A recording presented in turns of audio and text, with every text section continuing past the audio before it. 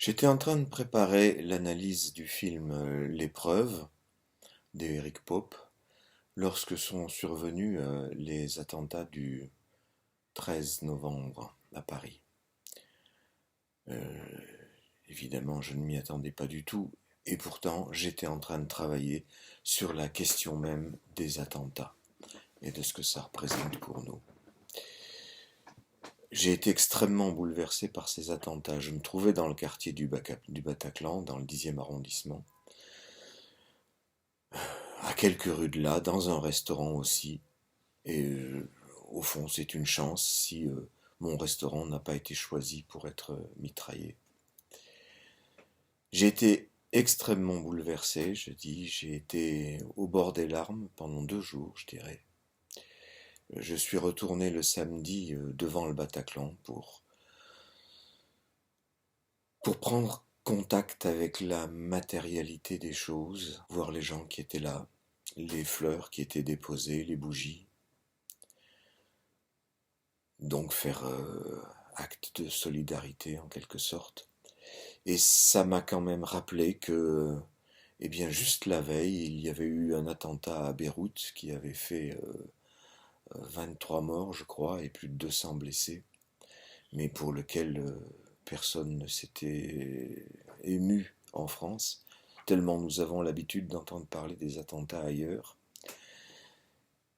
Et ça m'a rappelé que beaucoup de peuples souffrent actuellement des extrémismes, et depuis longtemps. Et que si j'ai été bouleversé pour cette fois-ci, alors qu'avant je n'étais que scandalisé, je dirais, ben c'est qu'évidemment j'ai été touché de près. C'est donc quelque part très égoïste.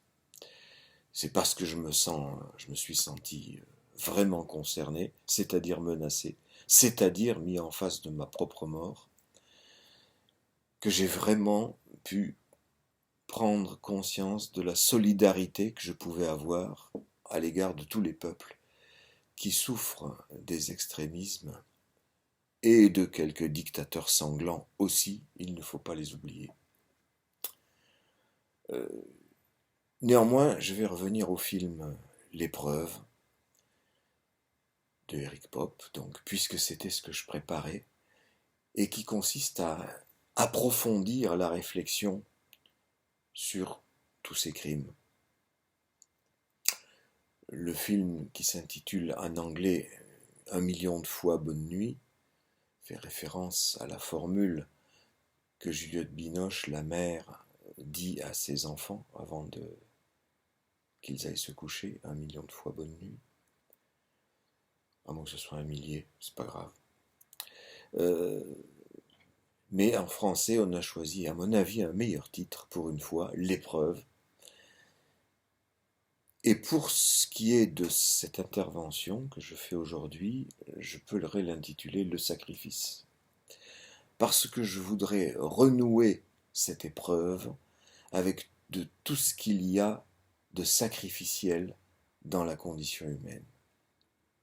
De quoi s'agit-il déjà dans le film?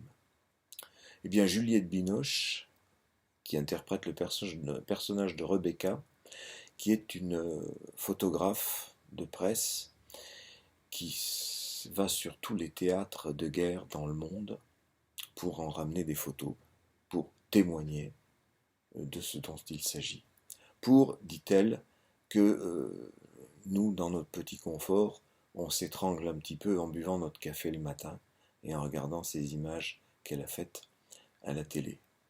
Et bien, ça va avec les attentats qui ont eu lieu à Paris. Je crois qu'on s'étrangle maintenant suffisamment en buvant notre café le matin. Néanmoins, le film met en lumière justement une correspondance entre la fracture qu'il y a entre différents peuples qui se battent et la fracture qu'il peut y avoir à l'intérieur d'une famille, entre hommes et femmes, entre femmes et enfants, et la fracture donc, finalement, la fracture sexuelle, qui est ce qui divise fondamentalement l'humanité. Je vais essayer d'y revenir plus en détail. Le début du film, c'est la préparation d'un attentat suicide. Et le réalisateur nous montre comment cela se fait au sein d'une cérémonie. C'est quelque chose de religieux. Ce n'est pas seulement quelque chose de tactique militaire, ce n'est pas seulement quelque chose de stratégique, ce n'est pas seulement quelque chose de politique, c'est religieux. Il y a vraiment une dimension sacrificielle. Il y a des prières, il y a des rites, il y a de la purification. Donc ce qu'on retrouve dans toutes les religions dès qu'il s'agit de faire un sacrifice, parce que toutes les religions ont pratiqué le sacrifice, mais pas forcément le sacrifice humain. Disons qu'il y a eu un tournant dans l'histoire de l'humanité à un moment où les sacrifices humains, qui étaient vraisemblablement universels à une époque, se sont arrêtés à des périodes différentes en fonction des continents. Et effectivement, quand les Espagnols sont arrivés en Amérique du Sud, ils ont été horrifiés par les sacrifices humains, souvent suivis d'anthropophagie d'ailleurs, mais qui devaient être ce qui se passait en Europe, en Afrique, et peut-être même en Asie, oui, en Asie aussi, effectivement, avant le franchissement d'un certain seuil dans l'histoire de la civilisation. Effectivement, on a découvert des momies en Irlande, par exemple, vraisemblablement de grands personnages, de rois, qui avaient été tués et torturés avant par leur propre peuple, en expiation d'une famine, d'une défaite ou de quelque événement catastrophique de ce genre. Donc les peuples amérindiens ne sont pas les seuls peuples qui pratiquent ce genre de sacrifice humain. Évidemment, quand les Espagnols sont arrivés, ça n'était arrivé à un niveau chez les Aztèques qui confinait à l'industrialisation. On dit qu'en 4 jours, il y avait eu 80 400 victimes. Donc il faut se demander pourquoi. Ben, spécialement au niveau de la mythologie aztèque, c'était une nécessité parce que le monde était censé s'effondrer dans l'apocalypse tous les 11 ans. Donc tous les 11 ans, il fallait faire des sacrifices humains pour donner l'énergie du sang au soleil, et spécialement à Quetzalcoatl, le dieu qui lui-même s'était saigné pour donner de l'énergie au soleil. Le soleil, en effet, était censé être immobile à une époque, et donc brûler la terre et empêcher les humains de vivre. Et donc le dieu Quetzalcoatl s'est saigné pour donner l'énergie au soleil afin qu'il se mette en mouvement et que son ardeur soit tempérée par la fraîcheur de la nuit. Et donc, pour que le monde continue à se maintenir, il fallait à nouveau rendre ce sang, en quelque sorte, à Quetzalcoatl. Vous voyez que c'est un sacrifice humain qui rend hommage à l'imaginaire sacrifice d'un dieu, qui renvoie à l'imaginaire sacrifice des ancêtres, ce qu'on retrouve dans nos familles par « mes parents se sont sacrifiés pour moi, donc je dois me sacrifier pour mes enfants ». Ce sont des discours qui ont pu se tenir, qui se tiennent encore plus ou moins, qui symbolisent finalement la dette que l'on doit aux ancêtres et pour laquelle on est prêt à faire des sacrifices. C'est pourquoi des gens sont prêts à se sacrifier, revêtir une ceinture d'explosifs pour finalement aller se sacrifier pour que telle partie de la civilisation, de leur civilisation, puisse subsister en hommage aux ancêtres en quelque sorte. Les musulmans diront en hommage aux prophètes, ce que vous voulez, peu importe.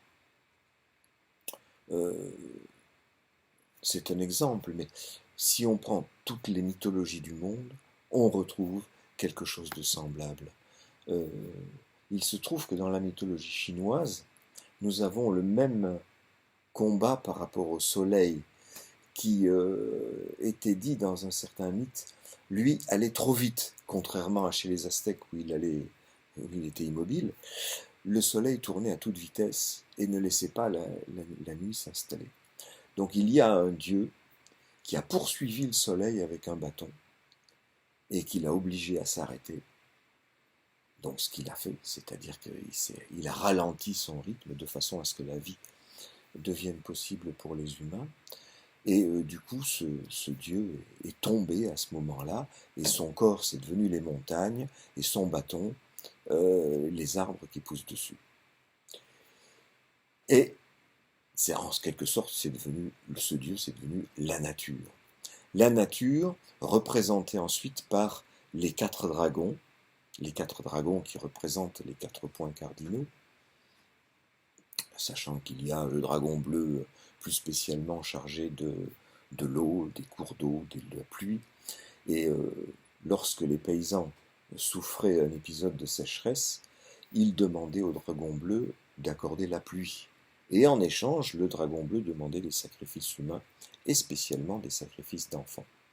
Jusqu'à ce que intervienne un petit personnage qui s'appelle Nedja, dont on ne sait pas trop bien le sexe d'ailleurs, et qui a réussi à dompter les 4 dragons, et donc à stopper les sacrifices humains. Vous voyez que ça nous renvoie d'une part au mythe aztèque, mais aussi à ce qui est raconté dans la Bible au niveau du sacrifice d'Isaac. Abraham a été empêché de commettre ce sacrifice par Dieu qui lui avait demandé, supposant que la parole d'Abraham était suffisante. Dieu avait suffisamment fait passer l'épreuve à Abraham, étant certain de sa fidélité, donc, eh bien, sa parole suffisait. Et il lui a demandé de remplacer Isaac par un mouton. Et c'est ce que les musulmans fêtent tous les ans à la fête de l'Aïd, où ils sacrifient un mouton en mémoire de ce geste. Qu'est-ce que ce geste? C'est le remplacement d'un sacrifice dans la réalité, d'un être humain, le sacrifice d'un être humain, par un symbole. Et ce qu'il y a de plus important dans l'histoire d'Abraham et d'Isaac, c'est cette alliance qui se fait par la parole, et le sacrifice du bélier n'est rien qu'un symbole de ce symbole qu'est la parole, de cette alliance. Je te fais confiance, tu me fais confiance. C'est quelque chose qui se reproduit, puisque chaque fois qu'on se fait confiance, il y a forcément un doute, et chaque fois qu'il y a un doute, c'est-à-dire qu'une catastrophe se produit, que le peuple ne se sent plus en sécurité, eh bien, il faut en revenir à la barbarie primitive, il faut en revenir au sacrifice humain. Donc c'est ce qui se reproduit, le sacrifice d'Isaac, avec le sacrifice du Christ, tout simplement. Et cette fois, Jésus a beau se plaindre sur la croix, mon Dieu, pourquoi m'as-tu abandonné? Eh bien oui, Dieu l'a abandonné. Cette fois, il n'intercède pas pour empêcher que le sacrifice se fasse. Et pourtant, il y a néanmoins un symbole qui est posé là aussi, puisque avant ce sacrifice de son propre corps, Jésus dit « Ceci est mon corps, ceci est mon sang ». C'est-à-dire que là aussi, il transforme son corps en symbole du pain et du vin. Et il dit « Faites ceci en mémoire de moi ». Voilà une nouvelle alliance qui se met en place au niveau de la parole, représentée par un symbole. « Faites ceci en mémoire de moi », c'est-à-dire soyez unis en quelque sorte autour d'un repas. C'est pour ça que quand on fait un repas, que ce soit un repas de famille ou quel qu'il soit, c'est toujours quelque part pour perpétrer un sacrifice, si possible en mangeant des animaux, mais c'est peut-être un repas végétarien. Les Indiens font ça depuis des siècles. Ça fonctionne tout aussi bien. Donc c'est un symbole de ce qu'on mange finalement les ancêtres. comment dire, on mange la parole donnée aux ancêtres, la parole de confiance en ce qu'ils nous ont transmis. C'est une façon de se situer dans une lignée et d'instaurer cette lignée sous le signe d'un symbole. C'est-à-dire qu'on passe toujours de la réalité d'un sacrifice à une symbolique du sacrifice. Chez les Indiens, j'ai encore pas parlé de cette civilisation, nous avons exactement la même chose. Les mythes ont la même structure partout. Je peux prendre par exemple le mythe de Krishna qui s'incarne dans une famille humaine pour débarrasser le peuple d'un tyran. Mais le tyran, ayant eu vent de cette prophétie, enfin ayant eu prophétie de ce meurtre qui allait se faire contre lui, eh bien par prévention fait massacrer tous les enfants de sa contrée.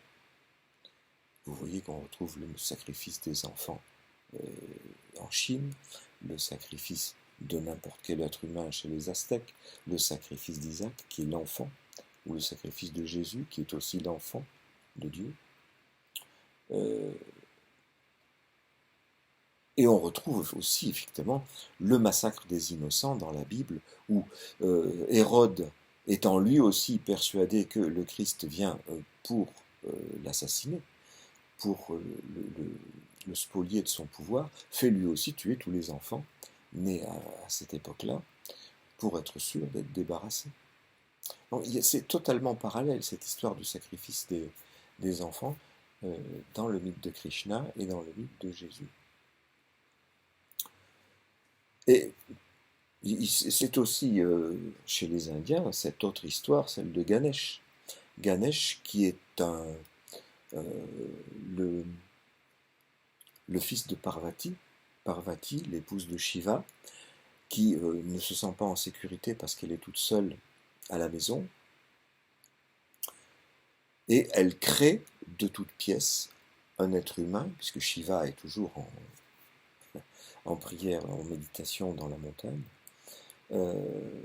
Cet être, c'est Ganesh, qu'elle charge de garder le seuil.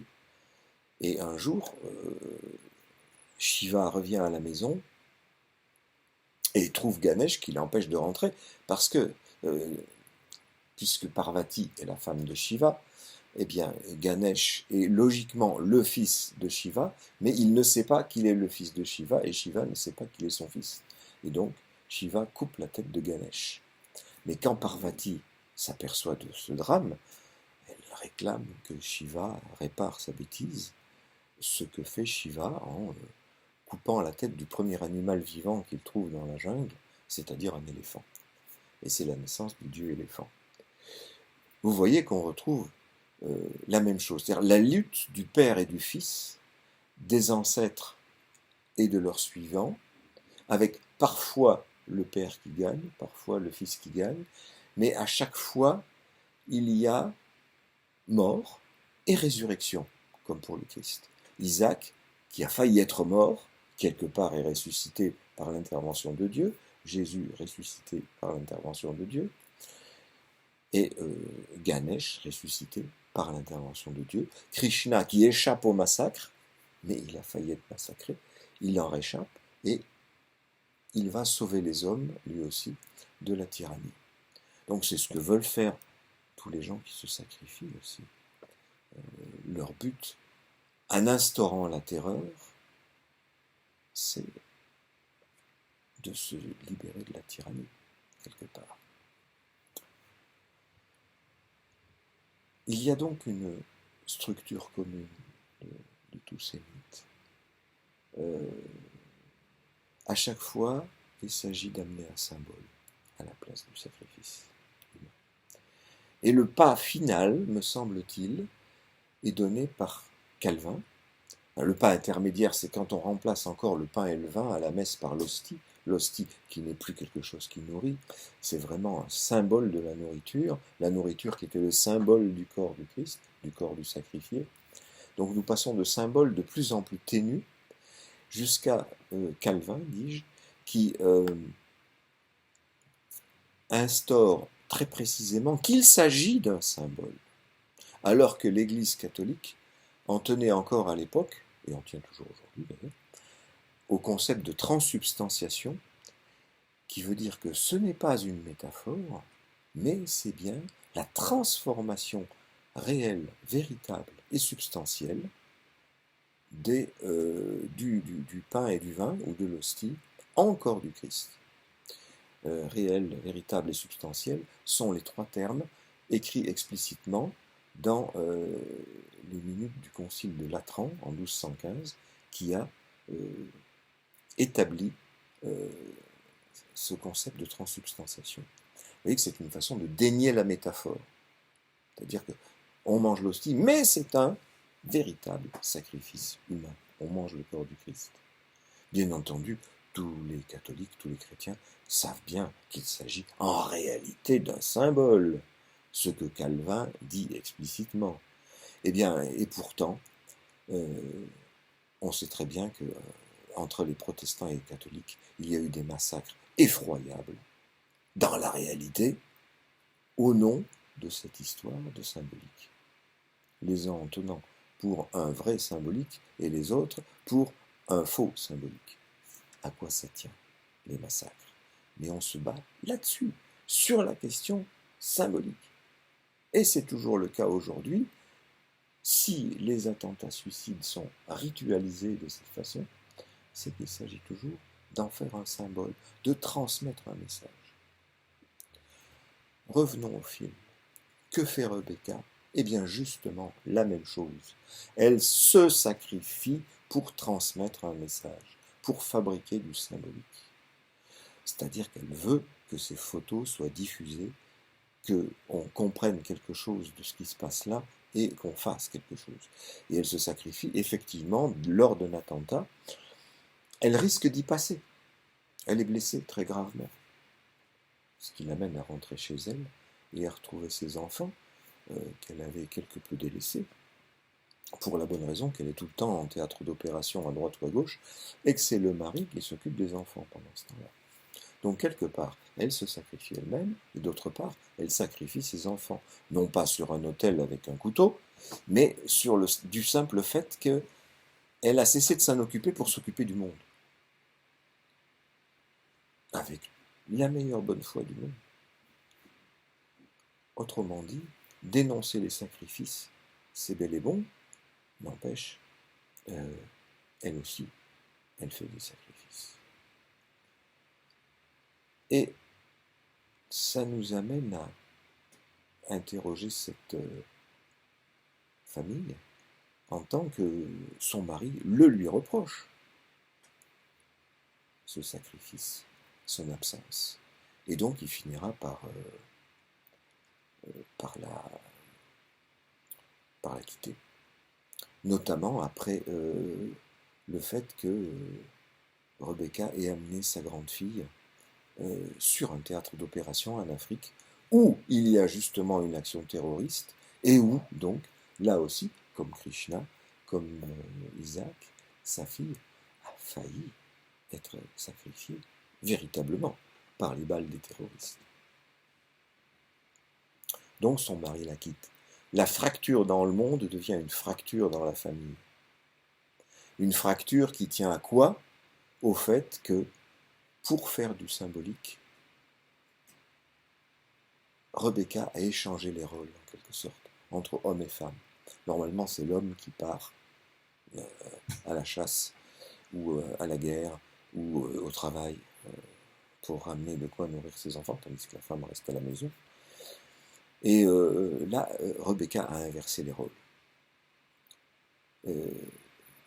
C'est pas facile à tenir. Quand c'est un homme qui part, on lui pardonne tout. On peut lui reprocher, mais après tout, c'est un homme, donc oui, voilà. C'est le destin des hommes de s'en aller et de laisser les femmes s'occuper des enfants. Là, c'est l'inverse. Et on le voit effectivement au niveau sexuel, parce que son instrument à Rebecca, son instrument qui lui sert à faire du symbole, des images qui parlent, c'est son appareil photo. C'est un phallus. Voilà. C'est le complément qu'elle se donne pour racheter, en quelque sorte, de même que Jésus rachète le péché du monde, de même que Krishna rachète aussi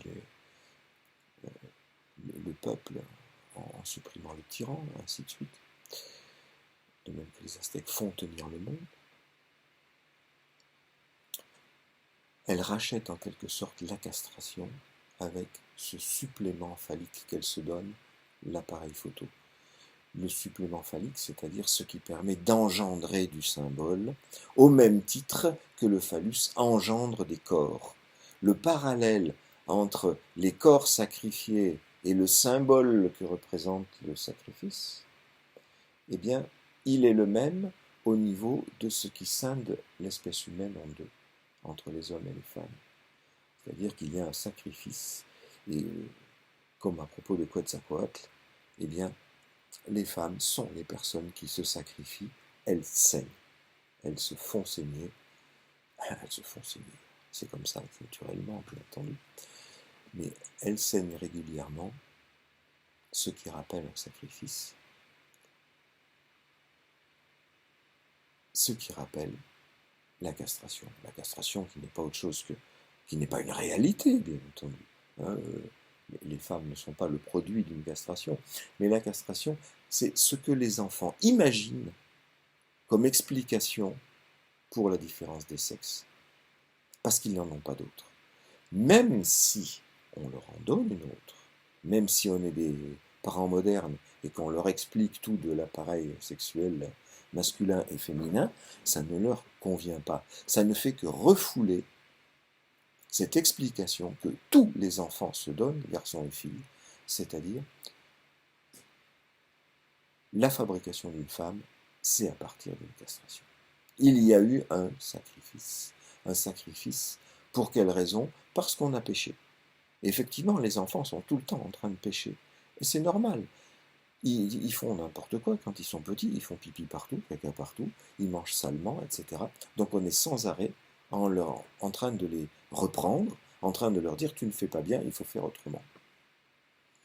Et ils imaginent, les enfants, que s'il y a eu castration, c'est justement parce qu'ils n'ont pas bien fait. Alors pour les filles, c'est une punition qui a eu lieu. Pour les garçons, c'est une punition toujours menaçante.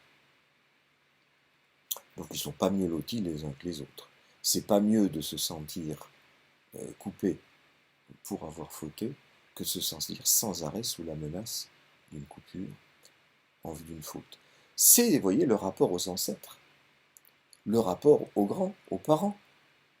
Ce sont eux qui sont dépositaires des valeurs de propreté, on ne fait pas pipi partout, de morale, on ne tape pas sur les frères et sœurs, et on ne prend pas la femme de papa. Ça, c'est le complexe d'Oedipe, et ça tombe bien que j'en arrive là-dessus, parce que ce mythe-là aussi est à la même structure que tous les mythes que je vous ai racontés. C'est aussi la lutte du père et du fils. C'est aussi un sacrifice qui est fait à la base, parce qu'il y a une prophétie, comme chez Krishna, comme chez Hérode, une prophétie qui vient dire à Laïos, ton fils te tuera et couchera avec ta femme.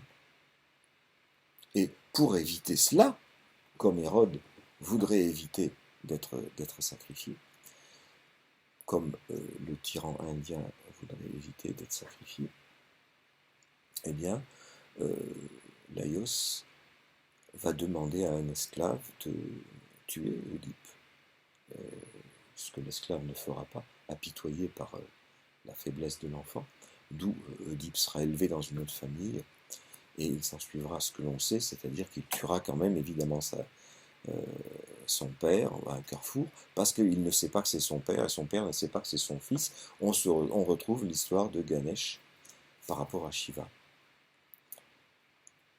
On retrouve encore cette histoire de la confrontation du fils à son père, du créateur et de la créature, toujours au niveau d'un péché, d'un sacrifice. D'ailleurs, apprenant que il a tué son père et couché avec sa mère, Oedipe va faire le sacrifice de ses yeux, c'est-à-dire qu'il va se crever les yeux, tandis que Jocaste, sa mère, va se pendre. C'est-à-dire, le péché est là, il faut encore un sacrifice pour racheter le sacrifice, et ainsi de suite, et ça ne s'arrête jamais.